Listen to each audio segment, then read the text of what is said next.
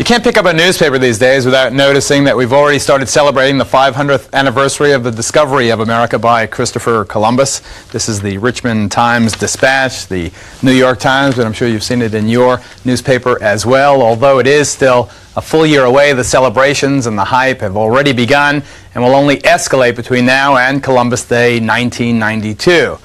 But it seems that historians are going to be spending this next year telling us that just about everything we've been taught about the man and the event is wrong. Our Gail Anderson went into the brave new world to find out what makes this Columbus Day so different. Geraldo, who is that man? How about this man? How about this one and this one? Well, they're all supposed to be the same guy, a brave explorer by the name of Christopher Columbus. But he never sat for a portrait when he was alive, so we don't even know what he looked like. What we do know is that in the last 500 years, he's become an American hero. In New York City alone, he's the namesake of this dry cleaner, this hardware store, this deli, this annual parade. And he's even the namesake of this preschool in New York City, where today, Mrs. Latucci's class is singing a song you probably remember. Columbus sailed the ocean blue in 1492. Well, those are about the only two facts that anyone can agree on.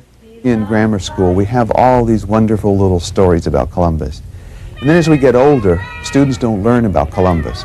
We forget about it, but we still have those little myths that we learned in school, and they're still a part of our lives, and they shape the way that we think about Columbus. So, in honor of the 500th Columbus Day, here are some popular myths about what Columbus discovered, now uncovered. Columbus sailed across the ocean, and that was his greatest accomplishment. He arrived in America, but he never realized that he was not in Asia. You know, he's your typical middle-aged male navigator who will never ask for directions. You probably remember that Spanish royals, King Ferdinand and Queen Isabella, bankrolled his trip. But do you remember why? Columbus convinced them that the Earth was 25% smaller than all the scholars in the world then said it was, and that he could just sail right across the ocean, get all this gold, silver, and spices out of India, and come right back and fill the treasury again. But do you remember learning what Columbus did bring back? There was only one commodity he found that he could bring back and sell, and that was human beings. He brought back the Indians as slaves and sold them in the Azores and the Canary Islands, and also in Spain, and that helped to pay for his trips. Remember learning that Columbus proved the Earth was round? There had already been a globe made before Columbus sailed. It's just the globe didn't have America on it. So people knew the Earth was round. They even knew the size of the Earth. They'd already calculated it. Columbus is a Rorschach hero. He's like a giant ink blot that you can see in it whatever you want to see, and those people who want to make him into a hero are able to do it because there's not very much information there, and those people who want to see him as a villain are also able to do it. Soon these youngsters may be singing a different song. The National Council for Social Studies is actually about to publish guidelines revising the way Columbus is taught. Gail's really my hero. In a moment, we'll see what Americans think of all these revisions of their history and their hero, Christopher Columbus. Who discovered America? Peter Falk? No. Nostradamus? No. Columbus? Probably not. We've just shown you what historians think about Columbus, but what do Americans think of historians? Once again, here's our Gail Anderson.